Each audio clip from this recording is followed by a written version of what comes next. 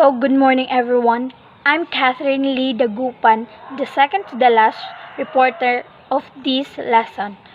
So, we will tackle about the aspects of gene therapy. At the end of this lesson, the student should be able to describe gene therapy and its various forms and assess the issue, potential benefits, and detriments to global health. First, we will define the gene therapy.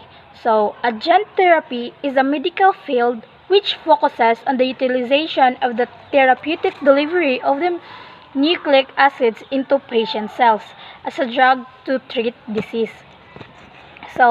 Medical science has detected many human diseases related to defective genes. These type of diseases are not curable by traditional methods like taking readily available medicines. It is a potential method to either treat or cure genetic related human illnesses. Human gene therapy was actually first realized in 1971 when the first recombinant DNA experiments were planned.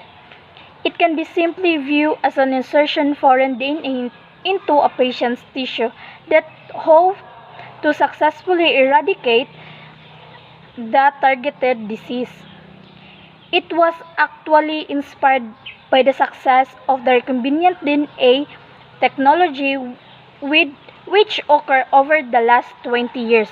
Without a doubt, it is the most promising yet possibly unfavorable medical field being studied. Gene therapy is an experiment technology, a technique that uses gene to treat or prevent disease.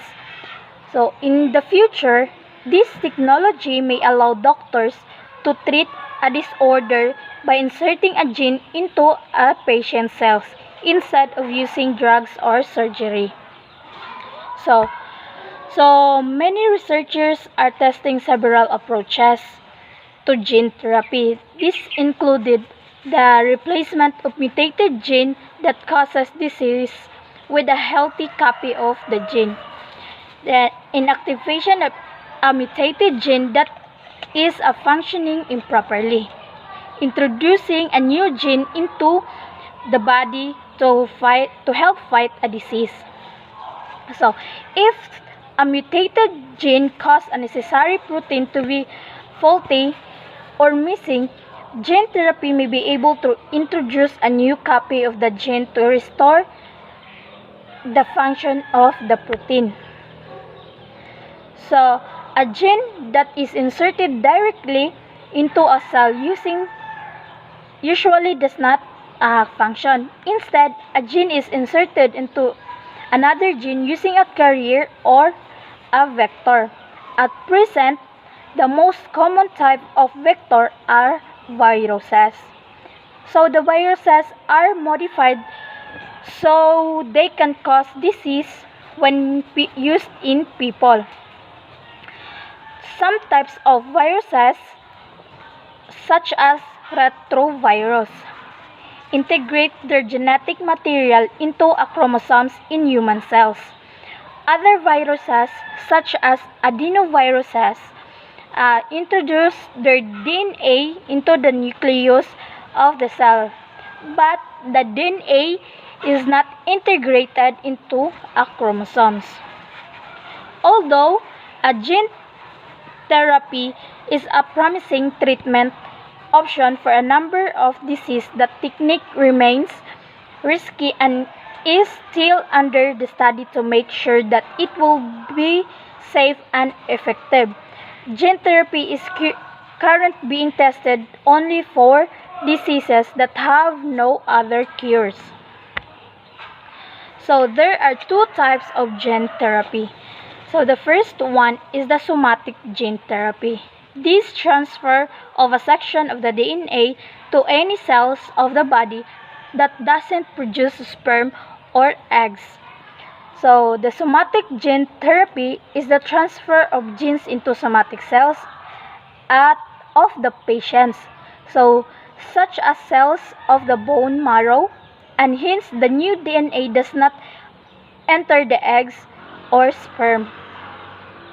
So the somatic gene therapy will be work. It will work if it involves the placement of human gene into a living person's somatic cells, or cells that do not produce the egg or sperm that in turn produce the next generation. So it would aim to cure diseases only in the patient, not in the patient's descendants. So the second one is the germline gene therapy. So this transfer of a section of the DNA to cells to produce eggs or sperm. So the germline gene therapy is much more controversial. It would introduce normal humans' genes into eggs or sperm of parents, or into the fertilized eggs or early embryo of their offspring. There have been no trials of human germline gene therapy. Indeed, there is an important moratorium in the scientific community on trying such experiments in humans. So as you see at the picture, there are two types of gene therapy. The first one is the somatic gene therapy, and the second one is the germline therapy. So they have differences. So the difference between the somatic and the germline gene therapy is the germline gene therapy is when the DNA is transferred into the cells that produce reproductive cells, eggs, or sperm in the body, while the somatic gene therapy is when DNA is transferred into body tissue. It especially target cells in the body while are not passed on the person's children. So, advertise muna tayo guys. Please watch.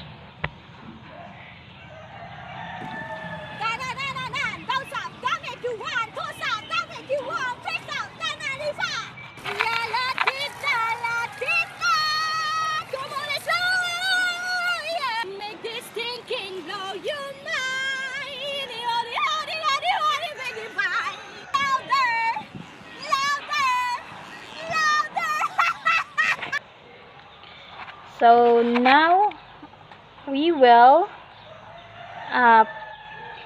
proceed to the next advertise. Bigaon ka! Mas bigaon ka! Di ka mamlima akong uyab! Hindi kita titigilan! Hanggat hindi ka bumabagsak! Sige daw, buhata! Buhata! Hindi kita uurungan!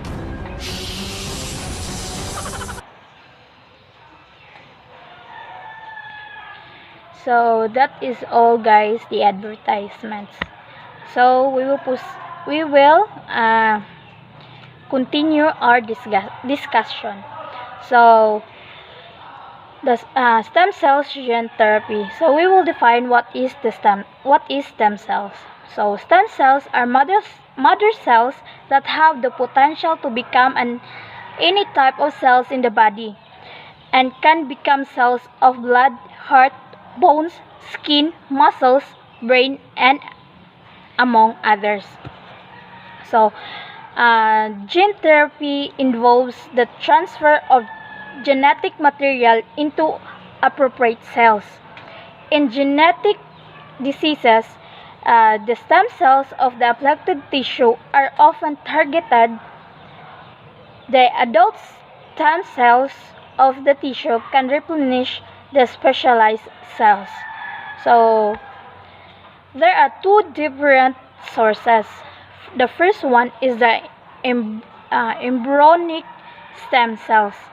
So are derived from a 4 or 5 day old human embryo that is the blastocyst phase of development.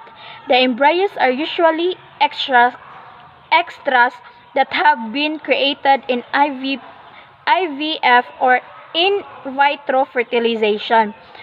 clinics where several eggs are fertilized and the test tube then planted into a woman. These are embryonic stem cells are pluripotent or pluripotent stem cells. So, meaning they can divide into more stem cells or can become any types of cells in the body. This versatility allows embryonic stem cells to be used to generate or repair diseases, tissue, and organs. Its use in research today come from unused embryos. This results from an vitro fertilization procedure. They are donated to science. So the second one is the somatic stem cells. These are cells that exist throughout the body after embryonic development are found inside of different types of tissue. These stem cells have been found in tissues such as brain, bone marrow, blood vessels, skeletal muscles, skin, and the liver, sometimes called the adult stem cells. So the somatic stem cells are found in organs or tissues, can self-renew and yield of differentiated cells types comprising that organ or tissue or multipotency, and are important for maintenance and repair of the organ or tissue. So gene therapy involves making changes to the body's set of basic instructions. It raises many unique ethical concerns. The ethical questions surrounding gene therapy include: number one, how can good and bad uses of gene therapy be distinguished? 2. Who decides which traits are normal and which constitute a disability or disorder? Number 3. Will the high cost of gene therapy make it available only the wealthy? 4. Could be the widespread use of gene therapy make society less accepting of the people who are different?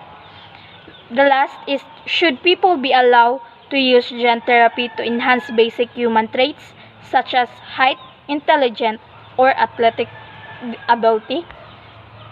So currently, gene therapy researchers has focuses on treating individual by targeting the therapy to the body cells such as the bone marrow or the blood cells. This type of gene therapy cannot be passed to a person's children. So gene therapy could be targeted to egg and sperm cells or germ cells. However, which would allow the inserted gene to be passed to the future generations. This approach is known as the germline gene therapy. So the idea of the germline gene therapy is controversial. While it could spare future generation in a family from having a particular genetic disorder, it might affect the development of the fetus in unexpected ways or having long-term effects that are not yet known. Because people who would be affected by the germline gene therapy are not yet born. They can choose whether to have the treatment or because of these ethical concerns. The USA government does not allow federal funds to be used for research on germline gene therapy in people. So, thank you for listening. God bless and keep safe.